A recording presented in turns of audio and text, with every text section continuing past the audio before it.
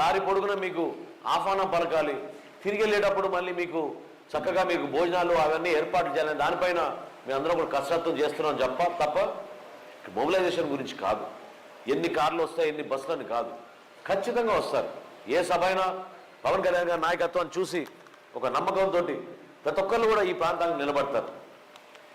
అసలు నిజంగా అమలాపురం నియోజకవర్గంలో అంటే కోనసీమకు సంబంధించిన మీటింగ్ అయినా కూడా ప్రత్యేకంగా అమలాపురం నియోజకవర్గం మనం మాట్లాడాలి. ఎందుకంటే పీగనవరంలో కానివ్వండి, రాజోల్లో కానివ్వండి, కొత్తపేటలో కానివ్వండి, మనం ముమ్మిడివరంలో కానివ్వండి, ఏ కార్యక్రమం చేసుకున్నా కూడా అమలాపురంలోనే ఉండి ఇక్కడి నుంచే మనం వెళ్ళి అక్కడ కార్యక్రమాలు చేసుకునే వాళ్ళం. ఇదే మనకి హెడ్ క్వార్టర్స్ కాబట్టి గతంలో మీరు చేసిన కార్యక్రమాలు ఒకసారి గుర్తుపెట్టుకోండి. ఏ విధంగా పవన్ కళ్యాణ్ గారు ప్రత్యేకంగా కోనసీమలో జరుగుతున్న పర్యావరణ నష్టం గురించి ఒక అద్భుతమైన మనం ఫిలిం తయారు చేసి ఆ రోజున ఓఎన్జీసీతో ఒక మార్పు తీసుకొచ్చే విధంగా పనిచేశాం. ఏ విధంగా మన కాపు సోదరులకి ఇక్కడ జరిగిన కొన్ని సంఘటనలు, కేసులు, ఇబ్బందికరమైన పరిస్థితుల్ని అధిగమించడానికి కోసం ఒక ధైర్యం నింపే విధంగా, మీకు న్యాయ పోరాటం చేసుకునే విధంగా, సమస్య లేకుండా మీరు ముందుకు తీసుకెళ్లే విధంగా, మీ కుటుంబాల్లో కష్టపడి చదివించిన మీ బిడ్డలకి మంచి ఉద్యోగ అవకాశాలు కల్పించడానికి కోసం ఒక మంచి వాతావరణం తీసుకురావాలి, ఇక్కడ పరిశ్రమలు తీసుకురావాలనే ఆలోచనతోటి పవన్ కళ్యాణ్ గారు చాలా జాగ్రత్తగా వివరించారు. ఆ విషయం మీరు మర్చిపోతారు ఒక సందర్భంలో. ఎందుకంటే ఒక నాయకుడిగా పొరపాటున ఆయన ఒక మాట మాట్లాడితే సమాజానికి నష్టం అయిపోతుంది. కానీ పవన్ కళ్యాణ్ గారు ప్రతి నిమిషం, ప్రతి క్షణం ఏది మాట్లాడాలన్నా, ఏది ఆలోచించాలన్నా మన భవిష్యత్తుని దృష్టిలో పెట్టుకుని ఎవరికి నష్టం కలగకూడదనే ఆలోచనతో ఆయన నిర్ణయాలు తీసుకుంటారు. తన స్వార్థం కోసం తీసుకునే నిర్ణయాలు అయితే ఎప్పుడూ ఆయనకి పదవి వచ్చేది. 11 సంవత్సరాలు జనసేన పార్టీని ఆయన కష్టకాలంలో నిలబడి పార్టీని మోసారు. ఆయన గతంలో చూసాం మనం ఎన్ని ఇబ్బందులు పెట్టారో. ఒక రాజకీయ పార్టీని ఇన్ని సంవత్సరాలు ఈ విధంగా మనం ముందుకు తీసుకురావాలంటే సామాన్యమైన విషయం కాదు. రైతాంగం పడిన కష్టాల గురించి మనం చూసాం. కౌలు రైతులు ఆత్మహత్యలు చేసుకుంటున్నారంటే ఏ విధంగా ఆయన అందరికన్నా ముందు నిలబడి 5 కోట్ల రూపాయల విరాళం ప్రకటించి ఆంధ్రప్రదేశ్లో ఉన్న కౌలు రైతులందరూ కూడా ఆదుకున్నారో మీరు చూశారు. పౌర సరఫరాల శాఖ మంత్రిగా బాధ్యత తీసుకున్న తర్వాత రైతు సోదరులకి వైఎస్ఆర్సీపీ ప్రభుత్వం మోసం చేసి 1674 కోట్ల రూపాయలు ఏదైతే ధాన్యం కొనుగోలు చేశారో డబ్బులు ఇవ్వలేదంటే ఆ రోజు ధైర్యం నింపి బ్యాంకుల నుంచి రుణాలు తీసుకొచ్చే విధంగా చంద్రబాబు నాయుడు గారు, పవన్ కళ్యాణ్ గారు ఖచ్చితంగా ఈ కార్యక్రమం చేయాలని ఒక భరోసా నింపారు. నెల రోజుల్లోనే ఆ రోజు అమలాపురం కూడా వచ్చాను. మన కూటమి ప్రభుత్వం ఏర్పడిన నెల రోజుల్లోనే ఇక్కడికి వచ్చి రైతు సోదరులందరూ కూడా 1674 కోట్ల రూపాయలు బకాయిలు ఆ రోజు మనం చెల్లించాం.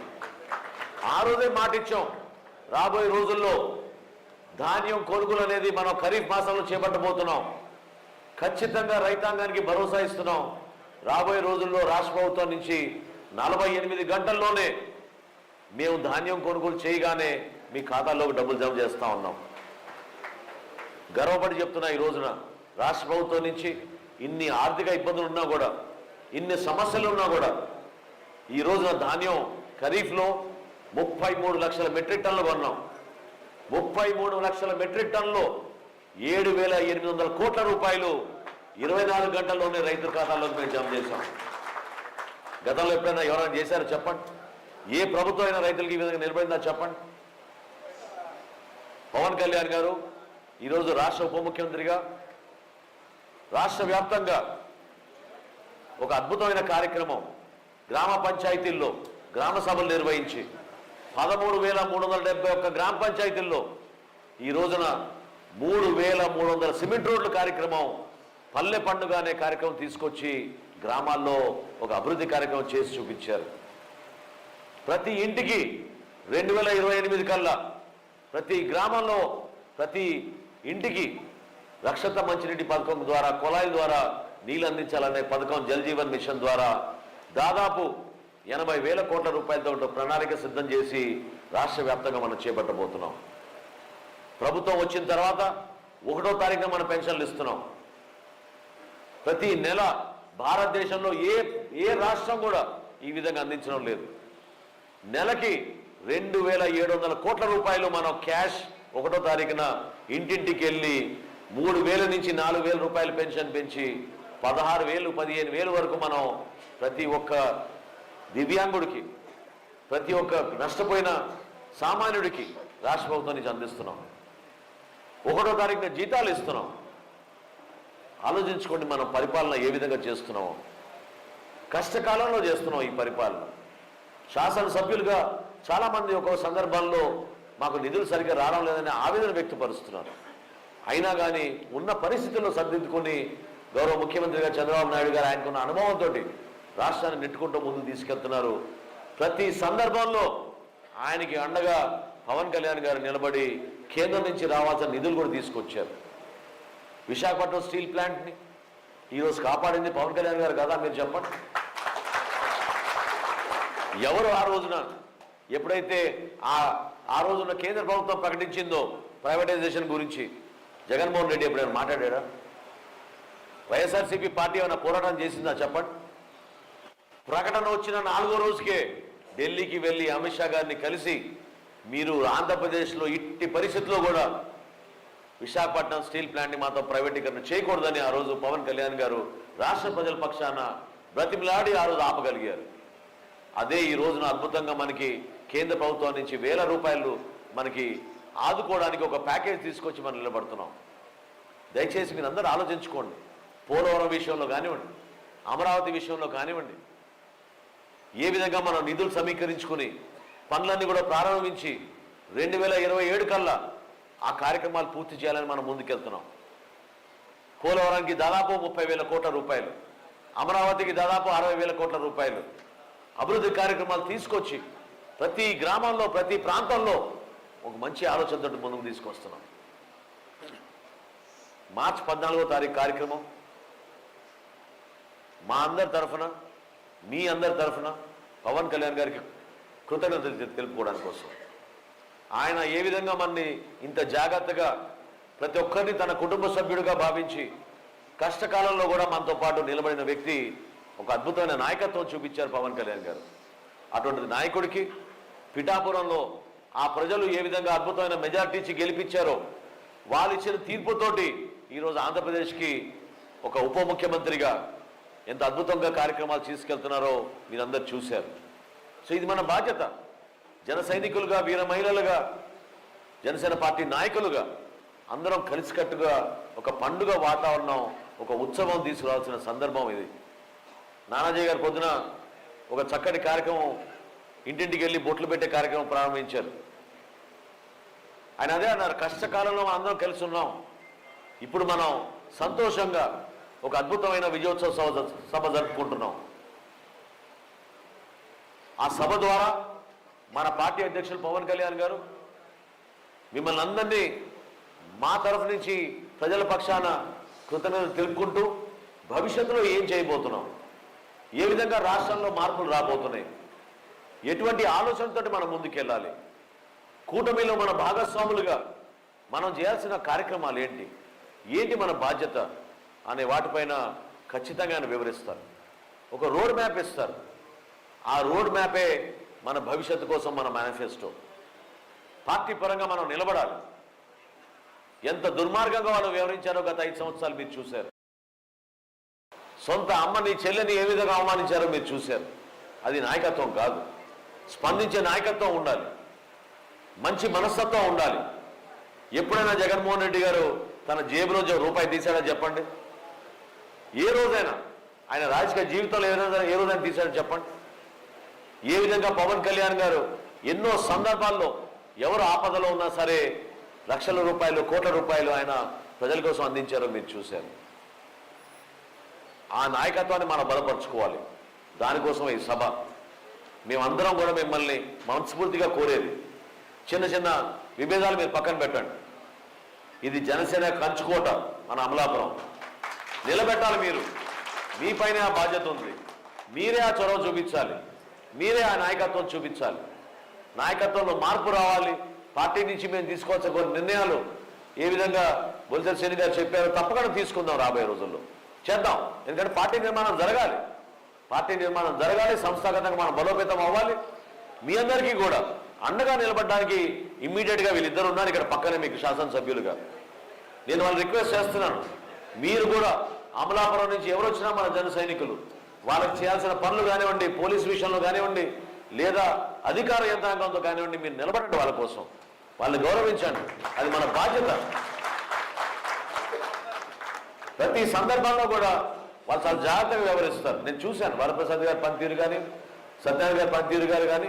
ఎందుకంటే జన సైనికుల వల్లనే మేము ఇక్కడికి ఉన్నాం, మీ వల్లే మేము ఇక్కడ కూర్చున్నాం. పవన్ కళ్యాణ్ గారు మమ్మల్ని ఆస్వాదించిన అంతిమంగా గెలిపించింది మీరు నిలబడ్డారు ఆ రోజు. అంత అద్భుతమైన విజయం గతంలో చరిత్ర చూస్తే ఏనాడు కూడా లేదు. ప్రతి శాసనసభ నియోజకవర్గంలో పార్లమెంట్ స్థాయిలో వచ్చినాయి మనకి మెజారిటీలు. ఎప్పుడైనా వచ్చినాయా గతంలో చెప్పండి? 50,000, 60,000, 70,000 మెజారిటీలు శాసనసభలో ఎక్కడ కూడా మనం చూడలేదు. అటువంటి కార్యక్రమాలు మనం చేసుకుంటూ ముందుకెళ్దాం.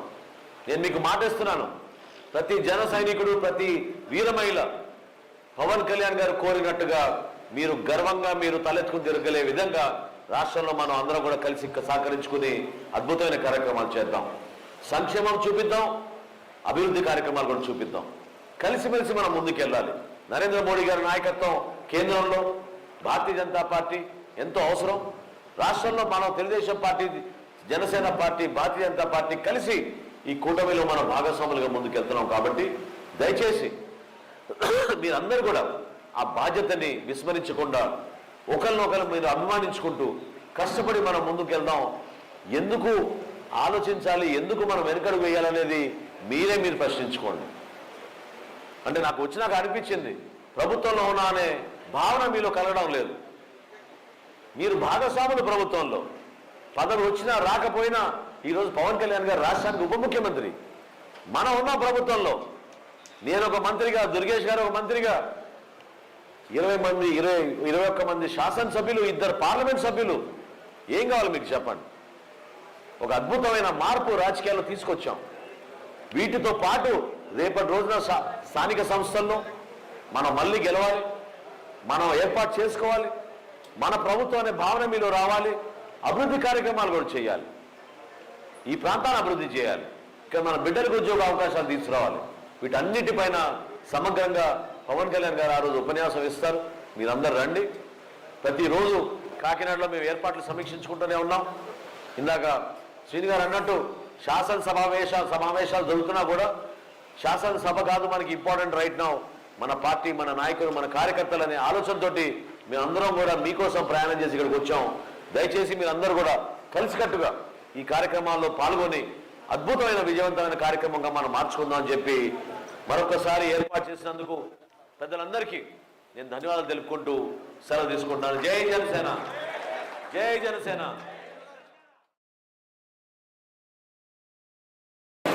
తాతాజీ గారికి, శ్రీను గారికి, ఇక్కడికి విచ్చేసిన జన సైనికులకి, వీర మహిళలకి, మన అమలాపురం నియోజకవర్గం నుంచి ప్రతి ఒక్కరు కూడా పార్టీ కోసం అంకిత భావంతో పనిచేస్తూ పార్టీ కోసం నిలబడిన వ్యక్తులు మీ అందరూ. సో మీకోసం మేమందరం ఒక కార్యక్రమానికి హాజరవడం కోసమే కాదు, మనస్ఫూర్తిగా మిమ్మల్ని ఆహ్వానించి మిమ్మల్ని గౌరవించుకోవడానికి కోసం మీ అందరు ఇక్కడికి వచ్చాం. ఈరోజు బొమ్మిడి నాయకర్ గారు కానీ, బొలిశెట్టి శ్రీని గారు కానీ, లేదా గిట్టి సత్యనారాయణ గారు కానీ, వరప్రసాద్ గారు కానీ, నానాజీ గారు కానీ, మిగిలిన నియోజకవర్గాల ఇన్ఛార్జీలు కానీ, 2 కార్పొరేషన్ చైర్మన్లు పాపారావు గారు, అదేవిధంగా మన విజయ్, వాళ్ళిద్దరూ అందరం కూడా ఇక్కడికి దేనికోసం వచ్చామంటే పవన్ కళ్యాణ్ గారి ప్రతినిధులుగా మిమ్మల్ని అందరినీ మనస్ఫూర్తిగా ఈ కార్యక్రమానికి ఆహ్వానించడానికి. మీరందరూ కూడా గతంలో చేసిన కృషి, పోరాటం చేసి 4 కౌన్సిలర్లు గెలిచారు, 6 కౌన్సిలర్లు గెలిచారు. ఆ రోజుల్లో స్థానిక సంస్థల్లో పోటీ చేయడానికి కూడా ఎవరు కూడా సిద్ధం లేని ఆ వాతావరణంలో జనసేన పార్టీ నుంచి మనం కోనసీమలో ప్రతి నియోజకవర్గంలో కూడా, పీగనవరంలో కానివ్వండి, అమలాపురంలో కానివ్వండి, రాజోల్లో కానివ్వండి, అద్భుతంగా నిలబడ్డారు. ఇంటింటికి తిరిగి ప్రచారం చేసి పార్టీ కోసం నిలబడ్డారు. కాబట్టి కోనసీమ జనసేన పార్టీకి గుండెకాయ, అందులో ఇది ఏమాత్రం డౌట్ లేదు. రాష్ట్రంలో గెలిచిన 2 జెడ్పీటీసీలో మనం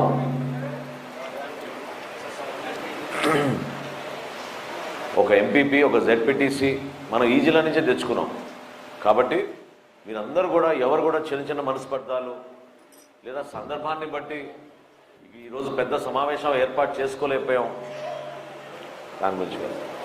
కాబట్టి కొంచెం ఇబ్బంది అయినా కూడా మీరు ఎవరు కూడా దాని గురించి పట్టించుకోబాకండి. మనస్ఫూర్తిగా వేదికను అలంకరించిన పెద్దలందరికీ, అదేవిధంగా ప్రతి జన సైనికుడికి, వీరమహిళకు నేను కోరేది ఏంటంటే ఇది ఒక బాధ్యతగా మనం భావించుకోవాలి.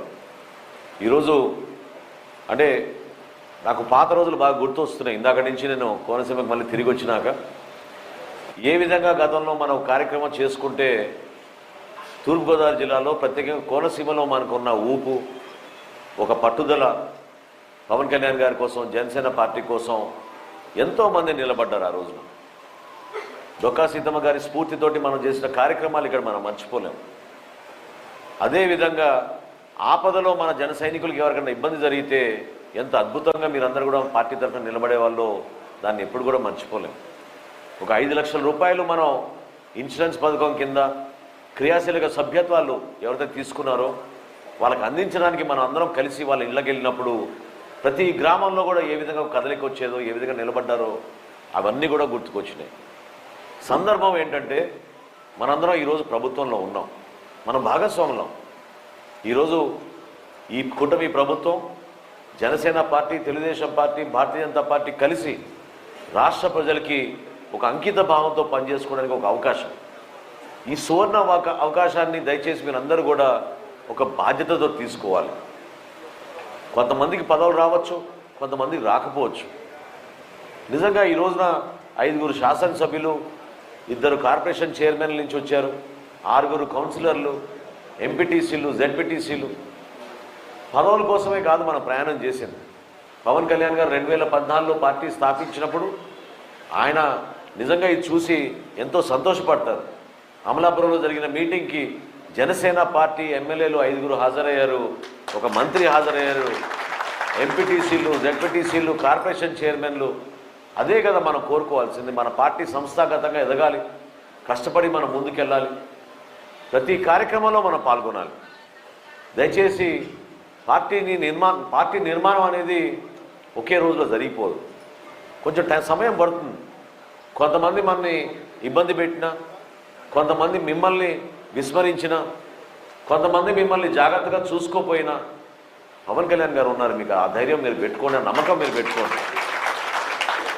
ఆ సందర్భం ఆ రోజు ఖచ్చితంగా వస్తుంది. మన పార్టీలో ఉండే పదవులు కానివ్వండి, ఇప్పుడు 14వ తారీఖు కోసం కమిటీలు వేసుకున్నాం. ఆ కమిటీలో స్థానం కల్పించాలి, ప్రతి ఒక్కరికి అవకాశం కల్పించాలని ఒక ప్రయత్నం చేశాం. ఇంకా ఎవరైనా ఆసక్తి చూపిస్తే తప్పకుండా మీరు మన నాయకత్వాన్ని కలవండి, మీరు ముందుకు తీసుకెళ్ళండి. నేను యాక్చువల్గా అమలాపురంని మనం ఫోకస్ చేయలేకపోతున్నాం అనే భావనతోటి మొన్న శాసనసభ సమావేశాల్లో వరప్రసాద్ గారిని, సత్యనారాయణ గారిని ఇద్దరిని పిలిచి, మీరు శాసనసభ్యులుగా ఎన్నికయ్యారు కాబట్టి మీ ఇద్దరు కలిసి అమలాపురం మీరు బాధ్యత తీసుకోండి, దీంతో పాటు ముమ్మిడివరం కూడా మీరు బాధ్యత తీసుకోండి అని చెప్పి 2 శాసనసభ్యులకు చెప్పడం జరిగింది. ఎందుకంటే శ్రీను గారు గతంలో చెప్పారు, మనం 20 మంది శాసనసభ్యులు ఉన్నాం, 20 మందికి మీరు మాకు ఒక నియోజకవర్గం అప్పచెప్పండి, 40 నియోజకవర్గాల నుంచి మనం నాయకులందరినీ కూడా తీసుకొచ్చి ఒక అద్భుతమైన కార్యక్రమం చేసుకుందాం మార్చి 14వ తారీఖు అని ఆయన ఆ రోజు చెప్పడం జరిగింది. ఒక ఆలోచన, మనలో ఉన్న పట్టుదలని, ఒక నమ్మకాన్ని మన ప్రజల్లోకి తీసుకెళ్ళాలి. మనలో మనకి చిన్న చిన్న సందర్భాల్లో వచ్చే కమ్యూనికేషన్ గ్యాప్స్ని మాత్రం దయచేసి మీరు పెద్దగా దాన్ని భావించుకోబాకండి. గతంలో మీరు చూశారు ఎన్నికలప్పుడు మనం ఏ విధంగా సిద్ధమయ్యామో, ఒకే మాట పైన పవన్ కళ్యాణ్ గారు ఏ విధంగా ఆ రోజు పిలిపించారో ఆ పిలుపుని గౌరవించి మీరందరూ కూడా నిలబడ్డారు. నాయకుడు ఇక్కడ ఎవరు ఉన్నారని మీరు చూడలేదు, నాయకత్వాన్ని మీరు చూడలేదు. మీరు నిలబడింది రాష్ట్రం కోసం. ఏ విధంగా పవన్ కళ్యాణ్ గారు దేశ రాజకీయాల్లో ఈరోజు ఆ స్థాయికి వెళ్ళారో, ఆయన కోరిక మేరకు పార్టీ నుంచి మనం ఏ విధంగా స్పందించాలో దాన్ని మీరు గుర్తించి ఒక నమ్మకంతో మీరు ముందుకు వచ్చారు. ఒక్కసారి దయచేసి మీరందరూ కూడా ఆలోచించండి. గతంలో మనం జరిగిన వారాహి యాత్రలు కానివ్వండి, అంతకుముందు మనం నిర్వహించుకున్న సభలు కానివ్వండి, ఎన్ని ఇబ్బందులు పెట్టేవాళ్ళు మన పైన, ఎన్ని ఆకాంక్షలు మన పైన విధించేవాళ్ళు. ఎప్పుడు వచ్చినా కూడా ఈ ప్రాంతంలో ఇక్కడున్న ఆదరణ, అభిమానం, ఏ కార్యక్రమాలకు వెళ్ళాలన్నా కూడా 3 గంటలు 4 గంటలు సమయం పెట్టేది పవన్ కళ్యాణ్ గారికి. ఆ పరిస్థితుల్లో కూడా అంత ఆదరణ ఉన్నా కూడా పవన్ కళ్యాణ్ గారిని జనాలతో కలవనీయకుండా ఇబ్బంది పెట్టాలని ఆ రోజున్న ప్రభుత్వం దుర్మార్గంగా వ్యవహరించింది. నిజంగా ఒకసారి మీరు తలుచుకుంటే, మీకు గుర్తుంటే, మర్చిపోయి ఉంటారు కొంతమంది, గుర్తు చేయాలి. ఎందుకంటే రాజకీయాల్లో ఇంత దుర్మార్గమైన వ్యక్తులు ఏ విధంగా ఇక్కడ వ్యవహరించారో మీరు చూశారు. పచ్చటి కోనసీమలో గతంలో ఎప్పుడు లేని విధంగా రాజకీయ లబ్ధి కోసం కులాల మధ్య చిచ్చు పెట్టి కర్ఫ్యూ విధించి ఏ విధంగా పాపం ఎంతోమంది ప్రాణాలు కోల్పోయారు, ఎంతమంది బిడ్డల్ని వీళ్ళు అమాయకంగా కేసుల్లో ఇరికించి ఇబ్బంది పెట్టారో మీరు అందరూ చూశారు. తల్లిదండ్రులు అల్లాడిపోయారు. రాజకీయాలతో సంబంధం లేని వ్యక్తుల్ని కావాలని చెప్పి ఉసగొట్టి ఎంత ఇబ్బంది పెట్టారో కోనసీమలో మీరు చూశారు. అంత దుర్మార్గమైన ముఖ్యమంత్రిని ఎప్పుడైనా చూస్తామని చెప్పండి. సొంత మంత్రి పైన, ఇంటిపైన దాడికి వెళ్ళారు. ఎవరు పట్టించుకున్నారు చెప్పండి. నిజంగా అసలు రాజకీయాల్లో ఒక ప్రక్షాళన జరగాలి. వైఎస్ఆర్సీపీ పార్టీ లాంటి పార్టీ ఆంధ్రప్రదేశ్ రాజకీయాల్లో ఉండకూడదు. ఎందుకంటే వాళ్ళు చేసిన దుర్మార్గమైన పనులు, ప్రతి గ్రామంలో వాళ్ళు అనుసరించిన విధానం, ఏ విధంగా పాపం ఒక్కొక్కరిని పట్టుకుని మరి వేధించి కేసులు పెట్టి బలవంతంగా ఇబ్బంది పెట్టారో మీ అందరు చూశారు. అసలు మనం ఊహించలేం.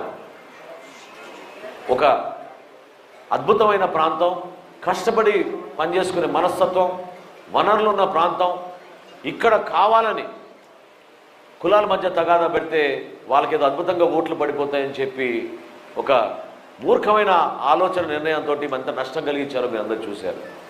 ఎన్ని సంవత్సరాలు పట్టింది చెప్పండి. మళ్ళీ అదే ముఖ్యమంత్రి పిలిపించుకుని కేసులన్నీ మాఫీ చేస్తున్నా అని చెప్పి ఫోటో దిగాడు మళ్ళీ వీళ్ళందరితోటి. ఎందుకు రెచ్చగొట్టారు? ఎందుకు ఈ విధమైన ఒక కుతంత్రంతో కూడిన ఒక మనిషిని మనం ఇంత దారుణంగా మనం ఎప్పుడు చూడలేదు. నిజంగా నాకు చాలా బాధ కలిగింది. ఎందుకంటే విశ్వరూప్ నాకు మంచి మిత్రుడు, కలిసి పనిచేసాం గతంలో. ఒక మంత్రి ఇంటి పైన దాడి చేసి ఇల్లు మొత్తం కాల్ చేశారంటే ఏ విధంగా జరిగిందో మీరు చూడండి. ఏ విధంగా సమాజాన్ని రెచ్చగొట్టి విద్వేషాలు, ప్రజలకి ఒకరిపైన ఒకరికి అనుమానాలు వచ్చేటట్టు ఎంత దారుణంగా వ్యవహరించారో మీరు చూశారు. సోషల్ మీడియా పైన వైఎస్ఆర్సీపీ పార్టీ దాదాపు 300 నుంచి 400 మందిని జీతాలు పెట్టుకుని ఒక పేటీఎం బ్యాచ్ని తయారు చేసి ప్రతిరోజు మన నాయకుడిని ఏ విధంగా అవమానపరిచారో మీరు చూశారు. మర్చిపోబాకండి సంఘటనలు. ఎంతమందిని వేధించారు. నేను మానసానికి అనేక సందర్భాల్లో చెప్తూ ఉండేవాడిని. ఇక్కడున్న వీర మహిళలపైన ఎన్నో సందర్భాల్లో సోషల్ మీడియాలో రకరకాలుగా ఇబ్బంది పెడుతుంటే పట్టించుకోబాకండమ్మా, సోషల్ మీడియా చూడబాకండమ్మా, మీరు నిలబడండి పార్టీ కోసం. అంతేగాని ఎవరో ఒక పోస్ట్ పెట్టారని మీరు దానికి వ్యతిరేకంగా 4 పోస్టులు పెట్టి ఇబ్బంది పడబాకండి. ఈ ప్రభుత్వం అది ఈ విధంగా వ్యవహరిస్తోందని చెప్పి నేను ఆ రోజున మన జన సైనికులకి, వీర మహిళలకి పదే చెప్తూ వచ్చేవాడిని. సభ్యత్వం విషయంలో మనం ఈ రోజున ఆంధ్రప్రదేశ్లో 12,30,000 సభ్యత్వం చేరామంటే ఎక్కువ శాతం ఆ రోజున నిలబడింది మన కోనసీమ నుంచి.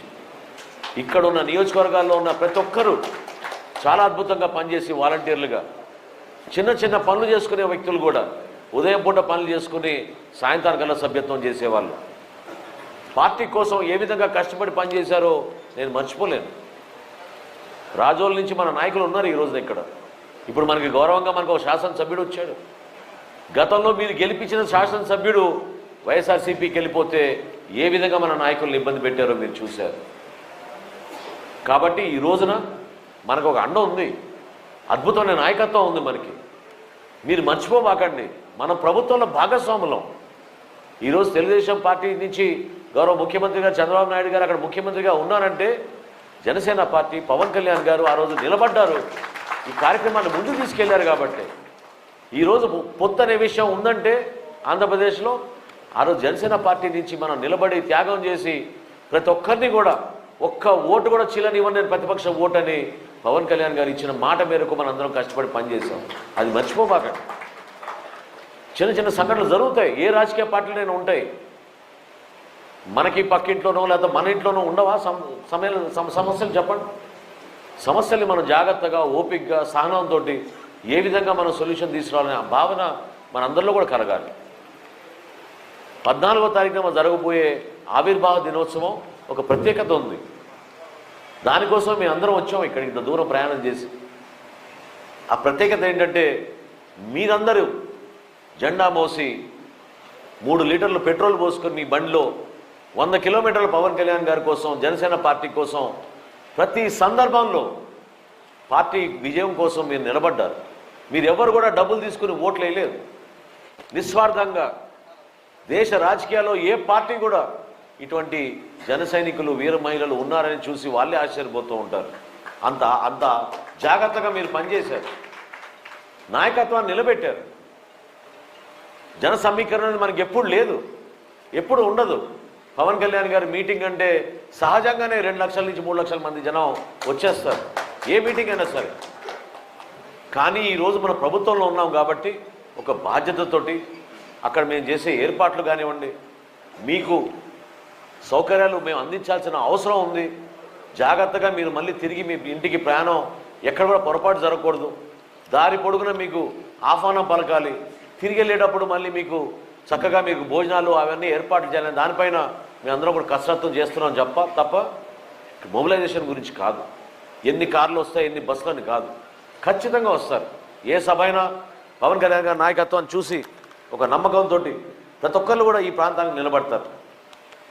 అసలు నిజంగా అమలాపురం నియోజకవర్గంలో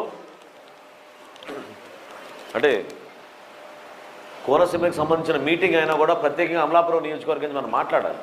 ఎందుకంటే పీగనవరంలో కానివ్వండి, రాజోల్లో కానివ్వండి, కొత్తపేటలో కానివ్వండి, మనం ముమ్మిడివరంలో కానివ్వండి, ఏ కార్యక్రమం చేసుకున్నా కూడా అమలాపురంలోనే ఉండి ఇక్కడి నుంచే మనం వెళ్ళి అక్కడ కార్యక్రమాలు చేసుకునే వాళ్ళం. ఇదే మనకి హెడ్ క్వార్టర్స్ కాబట్టి గతంలో మీరు చేసిన కార్యక్రమాలు ఒకసారి గుర్తుపెట్టుకోండి. ఏ విధంగా పవన్ కళ్యాణ్ గారు ప్రత్యేకంగా కోనసీమలో జరుగుతున్న పర్యావరణ నష్టం గురించి ఒక అద్భుతమైన మనం ఫిలిం తయారు చేసి ఆ రోజున ఓఎన్జీసీతో ఒక మార్పు తీసుకొచ్చే విధంగా పనిచేశాం. ఏ విధంగా మన కాపు సోదరులకి ఇక్కడ జరిగిన కొన్ని సంఘటనలు, కేసులు, ఇబ్బందికరమైన పరిస్థితుల్ని అధిగమించడానికి కోసం ఒక ధైర్యం నింపే విధంగా, మీకు న్యాయ పోరాటం చేసుకునే విధంగా, సమస్య లేకుండా మీరు ముందుకు తీసుకెళ్లే విధంగా, మీ కుటుంబాల్లో కష్టపడి చదివించిన మీ బిడ్డలకి మంచి ఉద్యోగ అవకాశాలు కల్పించడానికి కోసం ఒక మంచి వాతావరణం తీసుకురావాలి, ఇక్కడ పరిశ్రమలు తీసుకురావాలనే ఆలోచనతోటి పవన్ కళ్యాణ్ గారు చాలా జాగ్రత్తగా వివరించారు. ఆ విషయం మీరు మర్చిపోతారు ఒక్కొక్క సందర్భంలో. ఎందుకంటే ఒక నాయకుడిగా పొరపాటున ఆయన ఒక మాట మాట్లాడితే సమాజానికి నష్టం అయిపోతుంది. కానీ పవన్ కళ్యాణ్ గారు ప్రతి నిమిషం, ప్రతి క్షణం ఏది మాట్లాడాలన్నా, ఏది ఆలోచించాలన్నా మన భవిష్యత్తుని దృష్టిలో పెట్టుకుని ఎవరికి నష్టం కలగకూడదనే ఆలోచనతో ఆయన నిర్ణయాలు తీసుకుంటారు. తన స్వార్థం కోసం తీసుకునే నిర్ణయాలు అయితే ఎప్పుడూ ఆయనకి పదవి వచ్చేది. 11 సంవత్సరాలు జనసేన పార్టీని ఆయన కష్టకాలంలో నిలబడి పార్టీని మోసారు ఆయన. గతంలో చూసాం మనం ఎన్ని ఇబ్బందులు పెట్టారో.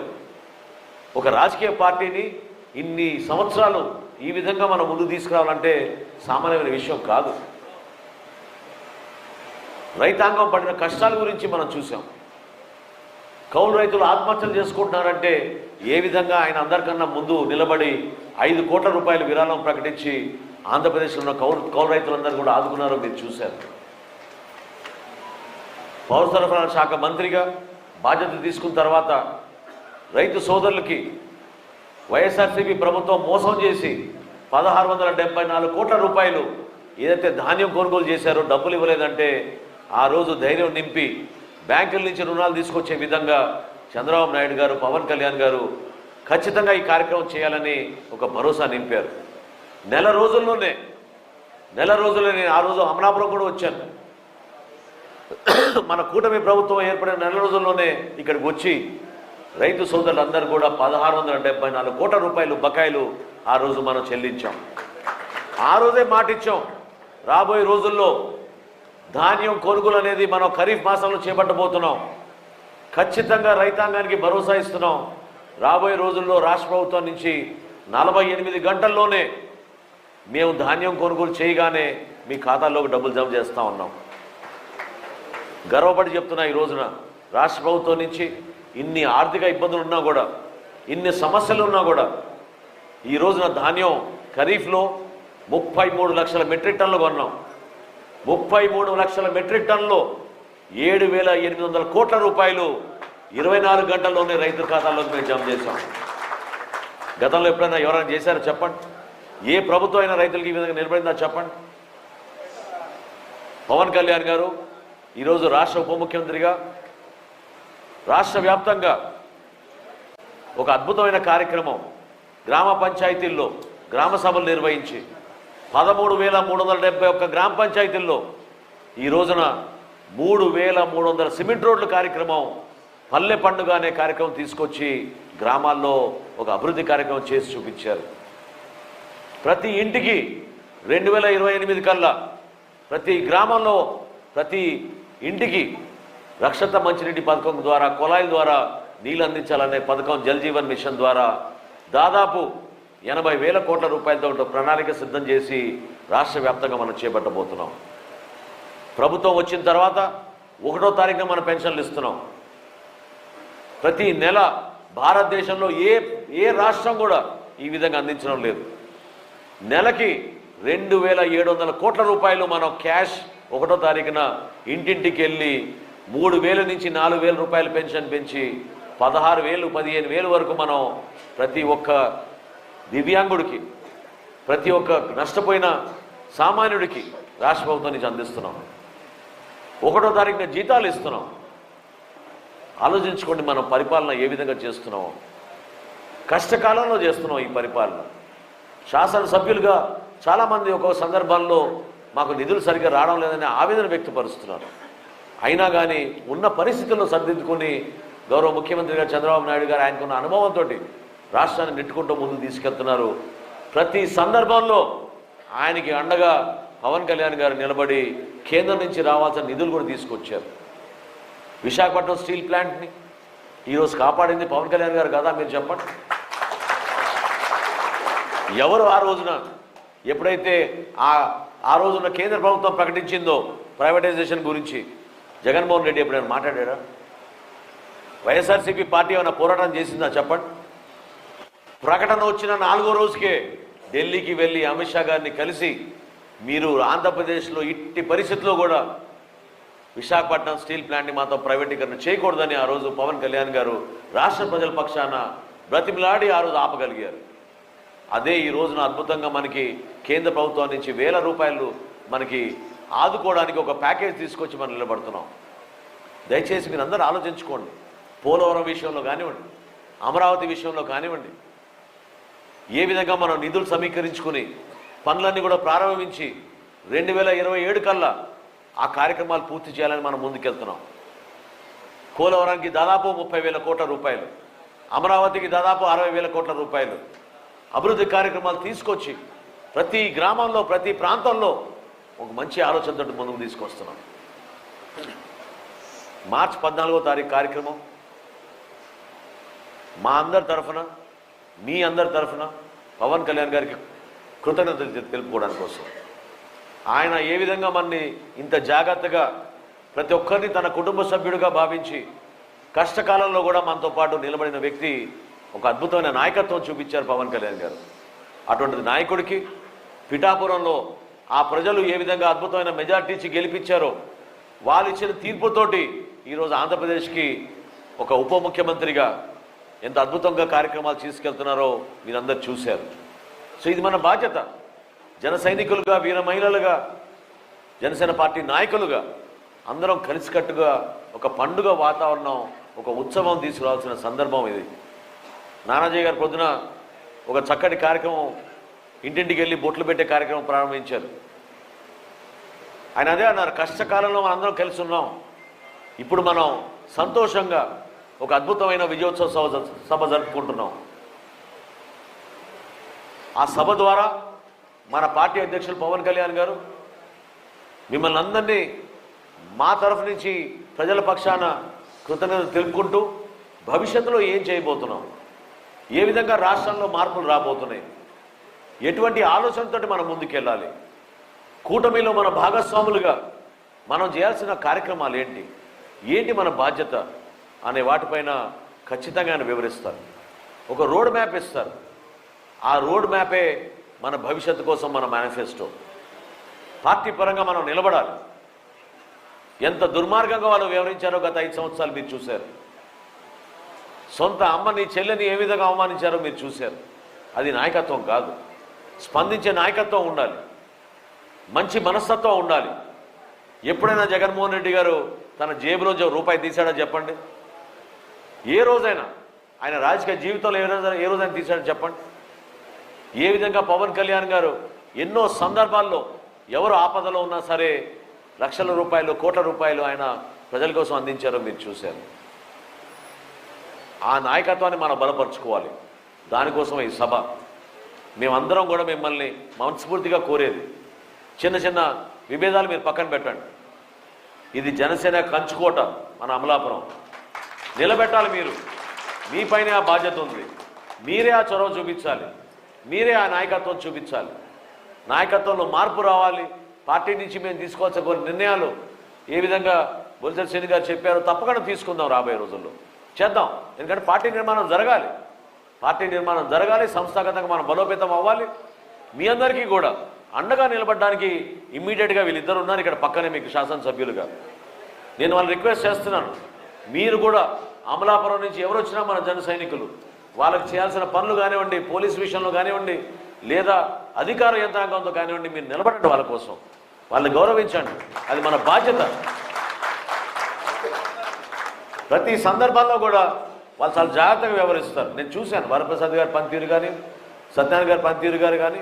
ఎందుకంటే జన సైనికుల వల్లే మేము ఇక్కడికి ఉన్నాం, మీ వల్లే మేము ఇక్కడ కూర్చున్నాం. పవన్ కళ్యాణ్ గారు మమ్మల్ని ఆస్వాదించినా అంతిమంగా గెలిపించింది మీరు నిలబడ్డారు ఆ రోజు. అంత అద్భుతమైన విజయం గతంలో చరిత్ర చూస్తే ఏనాడు కూడా లేదు.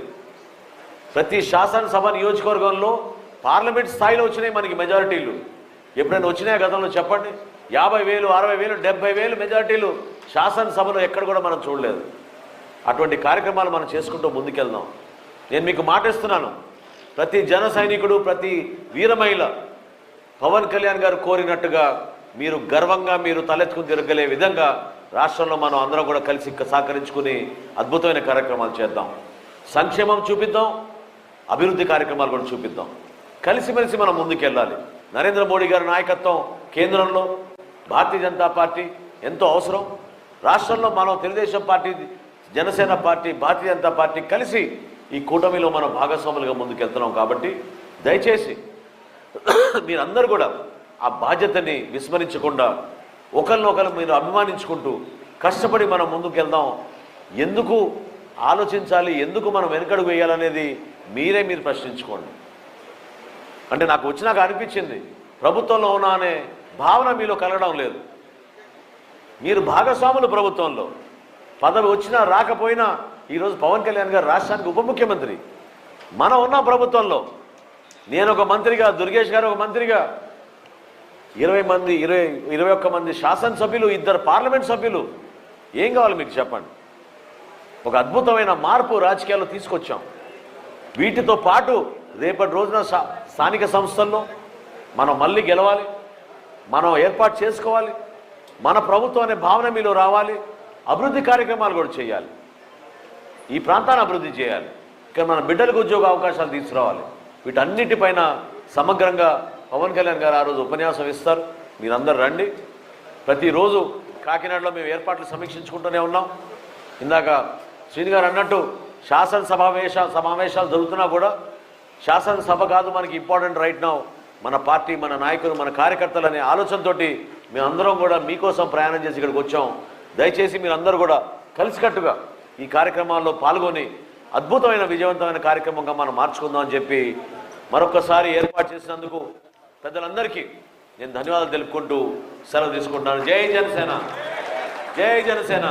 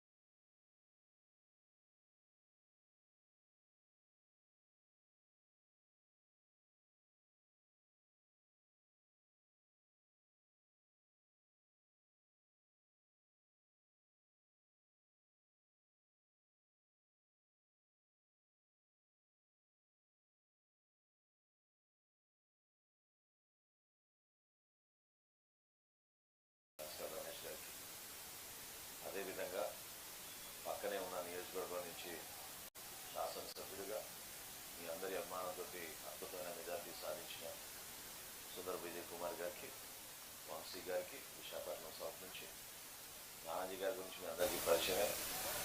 అదేవిధంగా ఈ జిల్లా కాకపోయినా కూడా కార్యక్రమాల్లో నేను మనస్ఫూర్తిగా భాగస్వాములు అవ్వాలి అని చెప్పి గత 4-5 రోజుల నుంచి మా అందరితో పాటు కలిసి శ్రమిస్తున్న బొలిశెట్టి శ్రీని గారిని మనస్ఫూర్తిగా ఈ సందర్భంగా కూడా నేను అభినందిస్తున్నా. తాతారావు గారికి,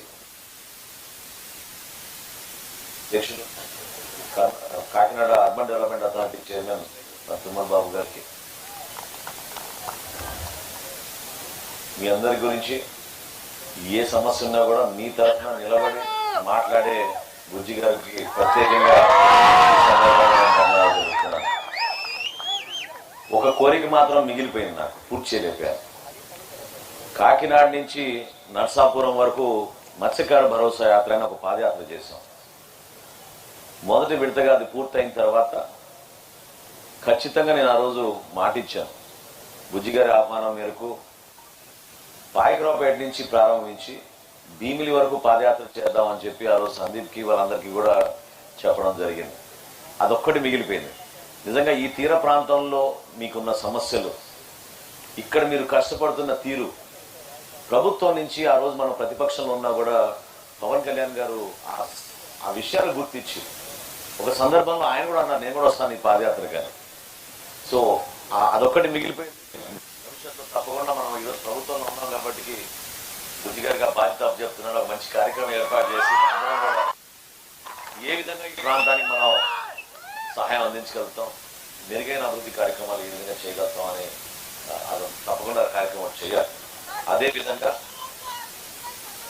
అదేవిధంగా సభ కొంచెం ఉయ్యాలాగా అయినా కూడా డయాస్ పైన మీ అందరూ కూడా మీ పక్షాన మీకోసం మీరు చూపించిన అభిమానంతో, పవన్ కళ్యాణ్ గారు ఇచ్చిన ఆశీర్వచనలతోటి మీ అందరం కూడా ఈరోజు హాజరయ్యాం.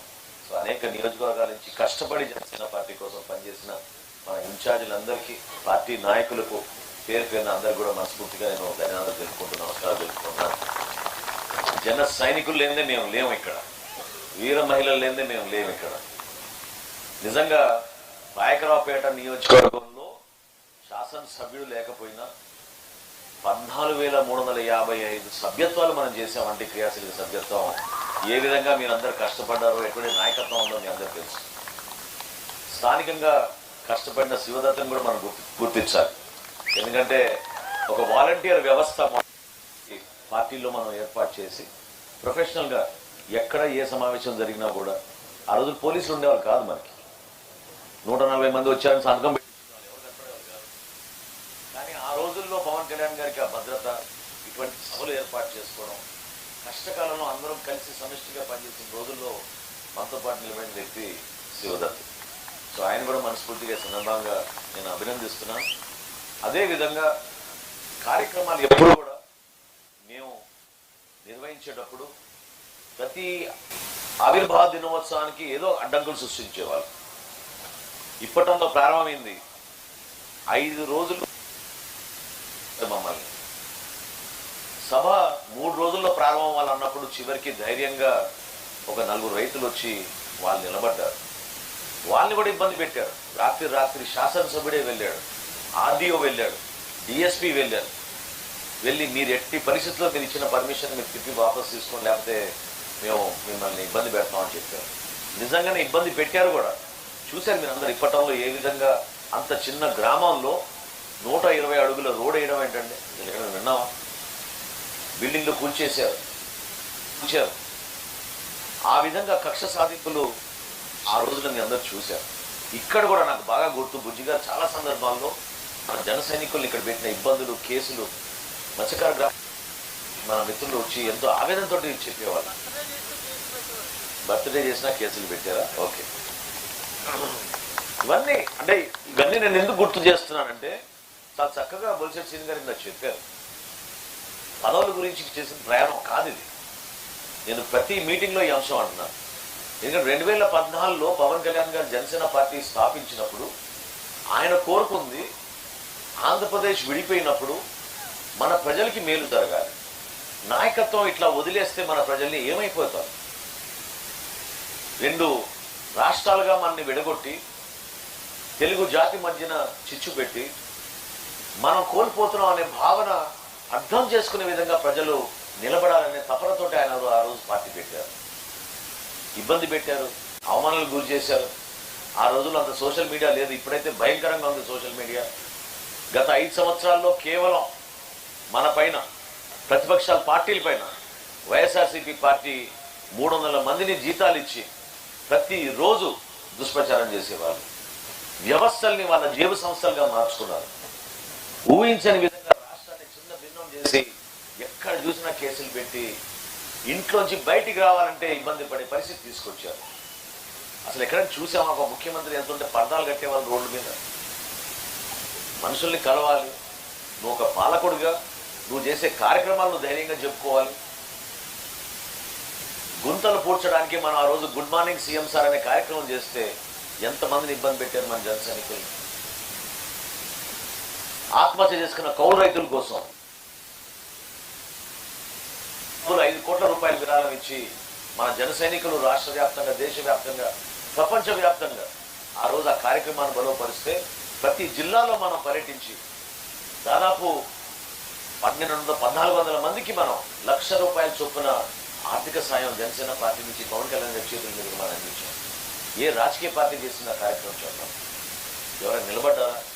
ఎవరైనా ఆలోచించారా? అట్లా మనకి వేరే పార్టీలకి తేడా ఏంటంటే మీరందరూ మీరిచ్చే అభిమానం, మీరిచ్చే బలం, అండ, ఒక నమ్మకంతో పవన్ చూసి ఆ సిద్ధాంతాలకి మీరు కూడా కట్టుబడి ఉండి ఇబ్బందికరమైన పరిస్థితులు ఉన్నా కూడా మీరు ఏ విధంగా ప్రయాణం చేశారో అది నిజంగా ఊహించుకోలేరు. ఎందుకంటే మనందరినీ కూడా అవమానపరిచారు. మన కుటుంబ సభ్యులు కూడా అనేక సందర్భాల్లో అవమానపరిచారు. రకరకాల మాటలు అన్నారు. అసలు అది పార్టీ, నా రాజకీయ పార్టీ అది, మీరేంటి ఆ పార్టీ కోసం పనిచేస్తున్నారని చెప్పారు. జనసేన పార్టీ జెండా మోసిన ప్రతి జన సైనికుడికి పేరు పేరున నేను మనస్ఫూర్తిగా నమస్కరిస్తున్నాను. ఎందుకంటే కష్టకాలంలో మీరు నిలబడ్డారు. నిజంగా ఈ రోజున 48,000 మెజారిటీ, 60,000 మెజారిటీ, 80,000 మెజారిటీ పంచకల్ రమేష్ గారికి, 80,000 మెజారిటీ పంచకల్ రమేష్ గారికి అసలు ఊహించగలుగుతామా చెప్పండి? శాసనసభ ఎన్నికల్లో పార్లమెంట్ స్థాయిలో రావాల్సిన మీరందరూ కూడా నిండు మనసుతోటి ఆశీర్వదించి గెలిపించారు మన వాళ్ళందరినీ కూడా. ఎక్కడ చూసాం ఇట్లా చెప్పండి?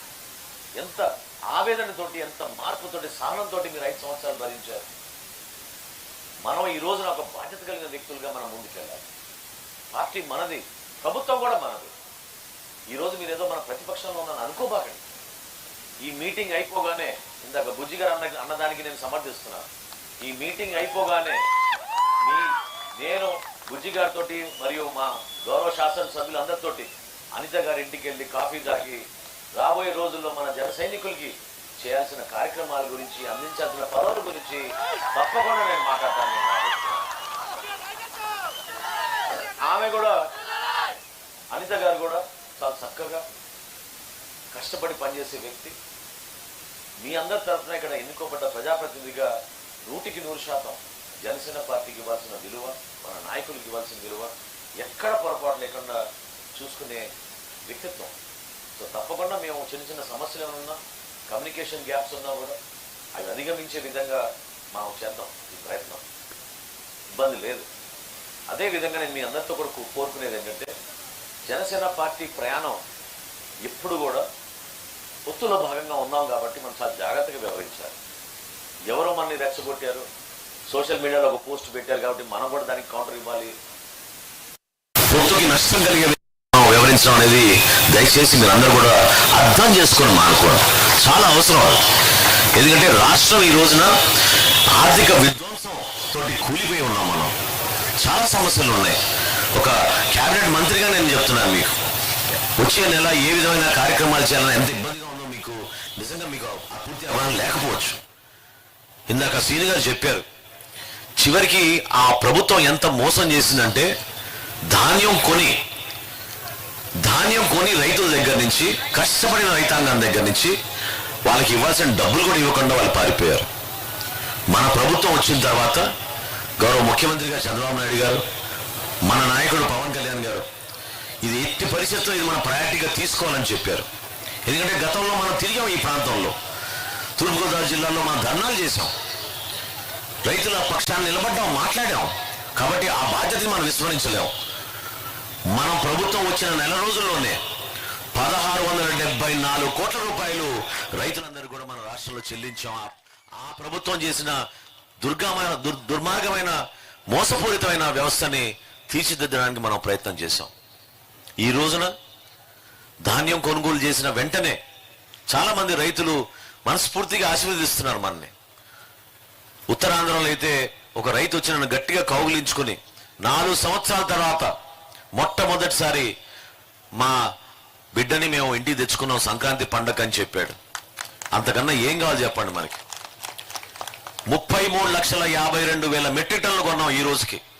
ఖరీఫ్ మాసంలో 33,52,000 మెట్రిక్ టన్నులు, 7,800 కోట్ల రూపాయలు 24 గంటల్లోనే రైతు ఖాతాలో మనం జమ చేశాం. ఇన్ని ఆర్థిక ఇబ్బందులు ఉన్నా కూడా పవన్ కళ్యాణ్ గారి పనితీరు మీరు చూశారు. పంచాయతీరాజ్ వ్యవస్థలో గతంలో ఏ విధంగా ఉండేది, ఇప్పుడు ఏ విధంగా ఉంది చూడండి. పారదర్శకంగా, నిజాయితీగా, ప్రాంతాలకు అతీతంగా జనసేన పార్టీ సిద్ధాంతం అది.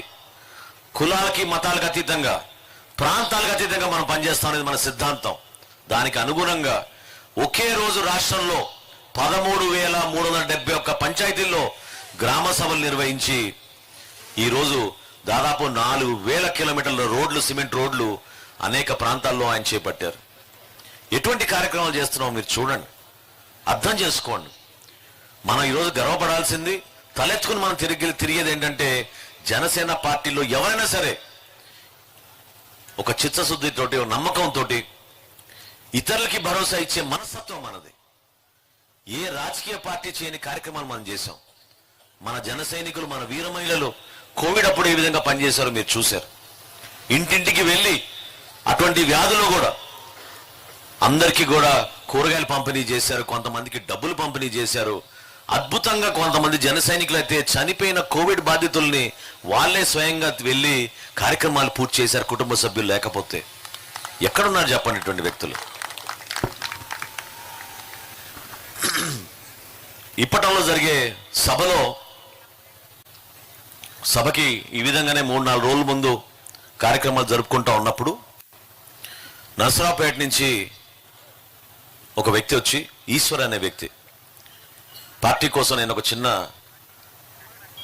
సహాయం చేద్దాం అనుకుంటున్నాను, నా వంతు నేను అన్నాడు. అంటే తప్పకుండా రండి, అందులో ఏముంది, చెక్ మా అకౌంటెంట్కి ఇచ్చానంటే చెక్ లేదు సార్ నాకు, నేను క్యాష్ ఇస్తానని చెప్పాడు. ఈశ్వర్ అనే వ్యక్తి ఆ రోజు, ఈ రోజుకి నేను తలుచుకుంటే నా కళ్ళలో నీళ్ళు వస్తాయి. ఎందుకంటే 50,000 రూపాయలు ఆ రోజు అందించాడు. నేను అన్నాను తప్పకుండా నేను పవన్ కళ్యాణ్ గారి దృష్టికి తీసుకెళ్తాను, థ్యాంక్ యూ వెరీ మచ్ అని చెప్తే, బయట మా కుటుంబం ఉందండి ఒక ఫోటో తీసుకుంటాం అన్నాడు. మన మంగళగిరి పార్టీ కార్యాలయంలో ఇమీడియట్గా పిలిపించండి కుటుంబం అని చెప్తే, కుటుంబాన్ని చూడగానే నాకు అర్థమైపోయింది ఆ స్థాయి కాదు పాపం వీళ్ళు. ఈశ్వర్ నువ్వు ఏం చేస్తావు అని అడిగాను. అంటే మేస్త్రి పని చేసుకుంటాను సార్ అన్నాడు.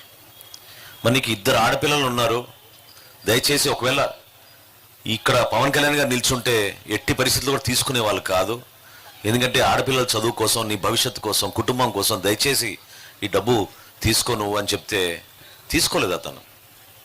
చాలాసేపు తర్వాత వాదించిన తర్వాత అతను ఏమన్నాడంటే, నిజంగా మన హృదయాలు కదిలించే విధంగా, సార్ నాకు జనసేన పార్టీ నా బిడ్డతో సమానం సార్ అన్నాడు.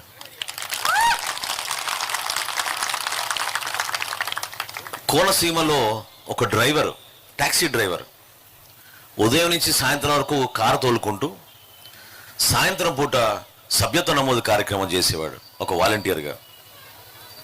దాదాపు 2,000 సభ్యత్వం చేశాడు అతను. అంటే ఏ విధంగా ఒక పట్టుదలతోటి జనసేన పార్టీ జెండా పట్టుకుని వాళ్ళ స్కూటర్కు, 2 వీలర్కి ఎంత దూర ప్రయాణం అయినా సరే పవన్ కళ్యాణ్ గారి నాయకత్వాన్ని మనం బలపరచాలి, భారతదేశంలో ఒక మార్పు రావాలి, రాష్ట్రంలో మార్పు రావాలని నిలబడిన ప్రతి ఒక్క జన సైనికుడు ఈ రోజున మీరందరూ కూడా గర్వపడే విధంగా మనం చక్కటి ప్రభుత్వాన్ని ఏర్పాటు చేసుకున్నాం. అభివృద్ధి కార్యక్రమాలు చేసి చూపిస్తాం. నిజాయితీ గల నాయకత్వం మనలో ఉంది కాబట్టి, పవన్ కళ్యాణ్ గారు ధైర్యంగా నిలబడతారు కాబట్టి మనం సాధించుకోగలుగుతున్నాం. విశాఖపట్నం స్టీల్ ప్లాంట్ గురించి చెప్పాలి మీకు. నాకు బాగా గుర్తు, ఎప్పుడైతే కేంద్ర ప్రభుత్వం ఆ రోజున ప్రకటించిందో ఎవరూ మాట్లాడలేదు. అప్పుడున్న వైసీపీ ప్రభుత్వం కనీసం ముఖ్యమంత్రి ఒక ప్రెస్ కాన్ఫరెన్స్ కూడా పెట్టలేదు. కానీ కేంద్రం ప్రకటించిన 5వ రోజే ఢిల్లీకి వెళ్ళి పార్లమెంట్లో ఆ రోజు అమిత్ షా గారిని కలిసి, దయచేసి 30 మంది బలిదానం మా విశాఖపట్నం స్టీల్ ప్లాంట్, దాన్ని మాత్రం మీరు అటువంటి పొరపాటు చేయబాకండి మీరని చెప్పి ఆ రోజు చాలా ధైర్యంగా పవన్ కళ్యాణ్ గారు వినతి పత్రం ఇచ్చి ఒప్పించారు కేంద్ర ప్రభుత్వాన్ని. అమిత్ షా గారు మాట ఇచ్చారు ఆ రోజున. అర్థం చేసుకోగలుగుతున్నాను నేను. కానీ కేంద్ర ప్రభుత్వంలో విధి విధానాలు ఉంటాయి. ఆ నిర్ణయం మేము డిస్ఇన్వెస్ట్మెంట్ పాలసీలో మేము తీసుకున్నాం. కానీ విశాఖపట్నం స్టీల్ ప్లాంట్ని మేము ఏదో విధంగా కాపాడుతామని చెప్పారు. అన్ని సంవత్సరాలు మనం భారతీయ జనతా పార్టీ తోటి మనం గౌరవించుకుంటూ, నాయకుల్ని గౌరవించుకుంటూ, ఆ రోజు ఎందుకు భారతీయ జనతా పార్టీతో పోతున్నారు వీళ్ళందరూ కూడా గుర్తుందా మీకు? మన పార్టీలోనే చాలా మంది ప్రశ్నించారు. కానీ దేశ భవిష్యత్తు కోసం, రాష్ట్రం కోసం, మన జాతి కోసం ఇది చాలా అవసరం అని ఆ రోజు పవన్ కళ్యాణ్ గారు తీసుకున్న నిర్ణయం ఈ రోజు మనందరం పొత్తులో భాగంగా 3 పార్టీలో కూటమి ప్రభుత్వం ఏర్పాటు చేసుకుని ముందుకెళ్తున్నాం. అఖిల పక్షం తీసుకెళ్ళండి ఢిల్లీకి అని ఆ రోజు అంత అద్భుతమైన మీటింగ్ పెట్టాం. మీరందరూ కూడా వచ్చారు ఆ రోజున. విశాఖపట్నం స్టీల్ ప్లాంట్ గాజువాకలో కోన తాతారావు గారి ఆధ్వర్యంలో ఆ రోజు మీటింగ్ పెట్టాం. కనీసం అఖిల పక్షం ఢిల్లీ తీసుకెళ్ళండి, మేము వస్తామని చెప్పి పవన్ కళ్యాణ్ గారు జగన్మోహన్ రెడ్డి గారికి ఆ రోజు సూటిగా చెప్పారు సభ నుంచి. మడమంతి పోం అనే మనిషి కనపడలేదు ఎక్కడ కూడా. దాని గురించి ఎవరు ఏం చేయలేదు. ఇన్ఫాక్ట్ ఇక్కడ చాలా మంది కార్పొరేటర్లు ఉన్నారు మన విశాఖపట్నం నుంచి. ఎంత కష్టకాలంలో ఈ 6 గెలిచారో మీకు తెలుసు. కనీసం 10-15 గెలవాల్సింది ఆ రోజున.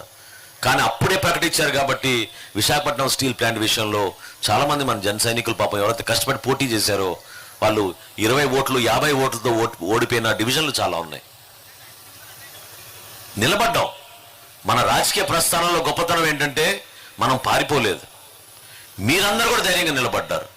మన నాయకుడికి ఏ రోజైనా ఒక చిన్న పొరపాటు జరిగి అవమానం జరిగినా కూడా నిలబడింది మీరు. పార్టీ జెండా మోసింది మీరు. మీ అందరితో పాటు వీళ్ళందరూ కూడా పాపం చాలా కృషి చేశారు. ఈరోజు మేము సభ పైన మేము కూర్చున్నామంటే మా బాధ్యత పెరిగింది. ఈ వేదిక పైన నుంచి చెప్తున్నా నేను, పదవులు వచ్చినాయన్నంత మాత్రాన మాకేం కొమ్ములు రాలేదు. మీతో పాటే ఉంటాం. మేము కూడా జన సైనికులమే. మేము కూడా వీరవేలాలకి ఇవ్వాల్సిన బాధ్యత మేము ఇవ్వాల్సిందే. ప్రతి కార్యక్రమంలో మిమ్మల్ని గౌరవించాలి. నేను ఆ రోజు రమేష్ గారికి చెప్పింది ఏంటంటే, డబ్బుల గురించి కాదు ఈ సభ. మీరు చూసుకోవాల్సింది దయచేసి కొన్ని మండలాల్లో, కొన్ని నియోజకవర్గాల్లో కొంతమంది కొన్ని ఇబ్బందులు ఉన్నాయి. రాజకీయాల్లో సహజం ఇది. ఆ ఇబ్బందులు ఉన్న వాళ్ళని కూడా మీరు గౌరవించి, వాళ్ళని ఆహ్వానించి, వాళ్ళకి చేయాల్సిన ఏర్పాట్లు మీరు చేయండి. వాళ్ళకు ఒక బస్సు కావాలన్నా, భోజనాలు కావాలన్నా, బైకులు కావాలన్నా, మన వాళ్ళు అనేవాళ్ళు ఎవరైతే మొదటి రోజు నుంచి పవన్ కళ్యాణ్ గారి కోసం ఈ ప్రయాణం చేశారో వాళ్ళ కోసం ఈ సభ, వాళ్ళ కోసం ఈ కృతజ్ఞతతోటి మేము ఏర్పాటు చేయాల్సిన సభ. పిఠాపురం ఎందుకు ఎంచుకున్నాం? మన నాయకుడిని అంత అద్భుతమైన మెజార్టీతో గెలిపించారు పిఠాపురం ప్రజలు. ఆ నియోజకవర్గంలో మనం చేస్తున్నాం ఈ సభ. పవన్ కళ్యాణ్ గారు కూడా మన మనస్ఫూర్తిగా ధన్యవాదాలు తెలుపుకోవాలి. ఏ విధంగా ఆయన నాయకత్వం చూపించి మనల్ని కూడా ఇంత దూరం తీసుకొచ్చారో మనందరం ఊహించలేం. అనేక సందర్భాల్లో ఆయన ఇబ్బంది పెట్టారు. ఒక మీటింగ్ జరుపుకోవాలంటే మనం ఎన్ని ఇబ్బందులు పడ్డామో మీరు చూశారు. ఇంతకుముందు చెప్పాం మీకు. ఇప్పటి సభలో ఏ విధంగా ఇబ్బంది పెట్టారు. ఇప్పుడు ప్రభుత్వంలో ఉన్నాం కాబట్టి వారం రోజుల నుంచి మనం ఏర్పాట్లు చేసుకుంటున్నాం. వేరే చోట మనం జరిపిన ఆవిర్భావ దినోత్సవాలు అన్నీ కూడా 2 రోజుల ముందు 3 రోజుల ముందు పర్మిషన్ వచ్చేది. రాత్రి కష్టపడి లైట్లు పెట్టుకుని పనిచేసి నిద్ర లేకుండా స్టేజ్ ఏర్పాటు చేసుకునే వాళ్ళం. అంతే. డయాస్ ఒక్కటే మేము ఏర్పాటు చేసుకోగలిగేది. గ్రౌండ్లో ఏమాత్రం కూడా ఏర్పాట్లు చేసుకోలేకపోయే వాళ్ళం. కానీ ఈ రోజున మీ అందరి కోసం ఎక్కడ లోటు లేకుండా గత 10 రోజుల నుంచి మీ అందరం కూడా కలిసి జాగ్రత్తగా ఒక ప్రణాళికబద్ధంగా ఎక్కడ మీకు నీళ్ళు అందించాలి, ఎక్కడ మజ్జిగ అందించాలి, ఎక్కడ మీకు పుచ్చకాయలు ఇవ్వాలి, ఎక్కడ మీకు భోజనాలు ఏర్పాట్లు చేయాలి, ఎక్కడ ఓఆర్ఎస్ ప్యాకెట్లు ఇవ్వాలి, తిరిగి వెళ్ళేటప్పుడు ఏమైనా ట్రాఫిక్ జామ్ అవుతుందా, ఏ సమస్యలు మనం అధిగమించగలుగుతాం, ఏది పోలీసుల చేతిలో ఉంటుంది, ఇవన్నీ కూడా లోతుగా ఆలోచించి మీకు జాగ్రత్తగా మీ ప్రయాణం సురక్షితంగా ఉండాలనే ఆలోచనతోటి చేస్తున్న కార్యక్రమం ఇది. ప్రతి ఒక్కరూ హాజరవ్వాలి. మిమ్మల్ని ఆహ్వానించడానికే మేము వచ్చాం ఇంత దూరం. మనస్ఫూర్తిగా మిమ్మల్ని ఆహ్వానిస్తున్నాం. రండి మీరు. ఈ సభ మీది. సంతోషంగా ఆనందంగా ఒక పండుగ వాతావరణంలో జరుపుకోవాల్సిన సభ ఇది. దుర్మార్గమైన 5 సంవత్సరాలు మనం ఏ విధంగా ఎదుర్కొన్నామో మీరు చూశారు. కోడికత్త అంటేనే వీళ్ళు హడలిపోతున్నారు ఈ రోజున. అందుకని దాని గురించి మాట్లాడను. కానీ ఏ విధంగా విశాఖపట్నం ఎయిర్పోర్ట్లో కోడికత్తి డ్రామా ఆడి ప్రభుత్వంలోకి వచ్చి చివరికి గొడ్డల్ని కూడా వాడారు. ఇటువంటి వ్యక్తులు పాలిటిక్స్ని క్రిమినలైజేషన్ చేసేసారు సార్. మీ దమ్ము ధైర్యం ఉంటే మీరు రండి, మాతో చర్చకు రండి. సమస్యలపైన మాట్లాడదాం, రాజకీయ అంశాలపైన మాట్లాడదాం, అభివృద్ధి గురించి మాట్లాడదాం, సంక్షేమం గురించి మాట్లాడదాం. అంతేగాని ఎవరిని ఎక్కడ లేపేస్తే మాకు ఓట్లు పడతాయని అనుకుంటే ఇది ఏం రాజకీయం చెప్పండి? ఏ విధంగా అయిపోతుంది మన దేశంలో చెప్పండి? ఆంధ్రప్రదేశ్ ఎంత ప్రశాంతమైన ప్రాంతం.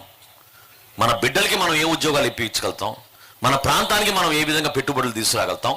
ఈరోజు నరేంద్ర మోడీ గారి నాయకత్వంలో భారతీయ జనతా పార్టీతో కలిసి ఉన్నాం కాబట్టే కదా మొన్న సుందర విజయ్ కుమార్ గారి నియోజకవర్గంలో 1,00,000 కోట్ల పెట్టుబడితోటి మనకి ఇక్కడ పరిశ్రమలు వస్తున్నాయి. ఎంతమందికి ఉద్యోగాలు ఇచ్చే అవకాశం మనం కల్పించగలుగుతాం చెప్పండి? ఈ ఆలోచనలు ప్రతి ఒక్కరిలో రావాలి. పవన్ కళ్యాణ్ గారి లాంటి నిస్వార్థ వ్యక్తి రాజకీయాల్లో ఎక్కడ కూడా కనపడరు. నేను మనస్ఫూర్తిగా చెప్తున్నాను. నిస్వార్థంగా ఆయన ఎప్పుడు కూడా ఆయన చేతిలో ఏమున్నా కూడా అది 10 మందికి ఇచ్చేయాలని కోరుకుంటూ ఉంటారు ఆయన. ఆ ఆలోచన విధానం మన జన సైనికుల్లో కూడా చాలా మందిలో ఉంది. 12,32,000 సభ్యత్వానికి చేరాం మనం 5 సంవత్సరాల తర్వాత.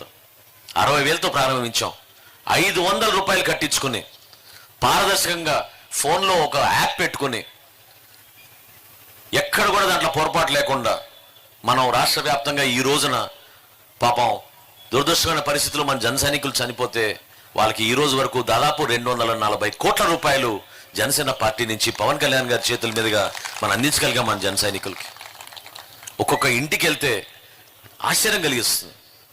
కూలీ పని చేసుకునే వాళ్ళు, రోజుకి 500 రూపాయలు సంపాదించే వాళ్ళు 500 రూపాయలు పార్టీ కోసం కట్టారే, అది నిజంగా సాధ్యమా? ఏ విధంగా వాళ్ళ పాపం ఒక మార్పు కోసం, ఒక మంచి నాయకత్వం కోసం పవన్ కళ్యాణ్ గారు ఉంటేనే ఒక మార్పు వస్తున్న నమ్మకంతో ఏ విధంగా వచ్చారు చెప్పండి? నిజంగా ఇప్పుడు బోల్శెట్టి సింగ్ గారు చెప్పారు, ఉత్తరాంధ్ర నుంచి మనం విశాఖపట్నం వరకు 6 ఎమ్మెల్యేలు గెలిచాం. విశాఖపట్నంలోనే 4 ఎమ్మెల్యేలు గెలిచాం. మనం 4 ఎమ్మెల్యేలు గెలిచాం. శ్రీకాకుళం నుంచి కడప వరకు, చిత్తూరు వరకు జనసేన పార్టీ ఎమ్మెల్యేలు ఉన్నారు. పార్లమెంట్లో 2 జనసేన పార్టీ పార్లమెంట్ సభ్యులు ఉన్నారు లోక్సభలో. అది మనం సాధించుకుంది. మంత్రులుగా నేను, దుర్గేష్ గారు పవన్ కళ్యాణ్ గారు వెంట ఆయనకి ఎప్పుడు కూడా అండగా నిలబడుతూ ఉన్నాం. ఏ కార్యక్రమం చేసినా కూడా ప్రజల పక్షాన్ని నిలబడతాం. మహిళా భద్రత విషయంలో, లా అండ్ ఆర్డర్ విషయంలో ఎప్పుడు కూడా కఠినంగా వ్యవహరించాలి. ఎవరైనా సరే అధికారంలో ఉన్నా కూడా రూల్ ఆఫ్ లా ఉండాలనేది ఎప్పుడు కూడా మేము పదే పదే చెప్తా ఉంటాం పవన్ కళ్యాణ్ గారు. ఎందుకంటే ఒక సామాన్యుడు కూడా ప్రభుత్వాన్ని ప్రశ్నించే విధంగా ఉండాలి. ఒక సామాన్యుడు కూడా నాకెందుకు అర్హత లేదు అనే భావన వచ్చేటట్టు ఏమైనా ఫీలింగ్ ఉంటే దానికి సమాధానం రావాలి. ఇందా బుజ్జి గారు మాట్లాడినప్పుడు ఎందుకు అంతమంది చప్పట్లు కొట్టారు? ఎందుకంటే మీలో కొంచెం ఉంది అనుమానం, మనల్ని పట్టించుకోవడం లేదు, మనకి రావాల్సిన గౌరవం మనకి రాలేదు. ఆ అభద్రత భావం ఉండకూడదు. జనసేన పార్టీ అంటేనే మనకున్న శక్తి, మనకున్న బలం మన నాయకుడు పవన్ కళ్యాణ్ గారు. ఏ సందర్భంలో సరే, ప్రభుత్వంలో ఎవరున్నా సరే, మనం నిలబడి మన పార్టీ కోసం, మన నాయకుడి కోసం ముందుకెళ్తానే ఉంటాం. ప్రయాణం కష్టంగా ఉంటుంది కొద్దిసేపు, కానీ కష్టకాలంలో కూడా మనందరం కలిసి ఉండాలి. మనలో మనకి చిన్న చిన్న గ్రూపులు, అనవసరమైన తగాదాలు, కమ్యూనికేషన్ గ్యాప్లు ఉండకూడదు. 14వ తారీఖున పిఠాపురంలో చేసుకోబోయే సభ నేను మరొకసారి చెప్తున్నాను, ఎప్పుడు లేని విధంగా మనస్ఫూర్తిగా మీ అందరికీ అంకితం చేయడానికి కోసమే ఈ సభ. మీకోసమే, ఏదో రాజకీయ లబ్ధి కోసం కాదు ఈ సభ.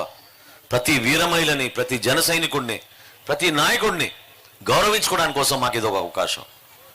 పవన్ కళ్యాణ్ గారి నాయకత్వంలో ఇటువంటి కార్యక్రమాలు మనం చేసుకోగలుగుతున్నాం. నిజంగా ఇంత ఉత్సాహం చూసి ఈ సభను చూస్తుంటే చాలా ఆనందంగా ఉంది. జనసేన పార్టీ అంటే ఇది, ఈ విధంగా ఉంటారు జన సైనికులు, ఈ విధంగా నిలబడతారు. ఆవిర్భావ దినోత్సవానికి ఏర్పాట్లు చేయడానికి కోసం వచ్చిన సభలో ఇంతమంది మీరందరూ మనస్ఫూర్తిగా వచ్చి కలవడానికి ముందుకు వచ్చారు, మా మాటలు వినడానికి వచ్చారంటే మేము జీవితాంతం మీకు రుణపడి ఉన్నాం. నిలబడతాం అనుకుని మీకు మాట ఇస్తున్నా. ఏ సమస్య వచ్చినా, ఏ సందర్భంలో సరే మేమందరం కూడా సమిష్టిగా నిలబడతాం. మేము కోరుకునేది అదే, మీతో పాటే చేయాలి ప్రయాణం. మీరు వేసే ప్రతి అడుగులో మేము ఉంటాం నమ్మకం మీలో ఉంచుకోండి. అంతిమంగా మనందరం కూడా పవన్ కళ్యాణ్ గారి ఆదేశాల మేరకు ఒక డిసిప్లిన్ విధానంలో ఎక్కడ కూడా మనం మహిళల్ని అగౌరవపరచకుండా, ఎక్కడ కూడా సమాజంలో మనం పొరపాటు చేశానని అనిపించుకోకుండా చేసే కార్యక్రమం అద్భుతమైన కార్యక్రమం చేశారని అనిపించుకునే విధంగా అందించిన సహాయం ఎవరు కూడా మర్చిపోకుండా జనసేన పార్టీ నాయకులు చేస్తారు మాకు సహాయం నమ్మకంతో. ప్రభుత్వం నుంచి అందించాల్సిన సంక్షేమం కానివ్వండి, అభివృద్ధి కానివ్వండి, ప్రాంతాలకు అతీతంగా అందరం కలిసికట్టుగా అభివృద్ధి చేసుకుంటూ ముందుకెళ్దాం. ఈ ప్రాంతానికి ఒక అద్భుతమైన భవిష్యత్తు ఉంది, అవకాశాలు ఉన్నాయి, కలిసి చేసుకుందాం.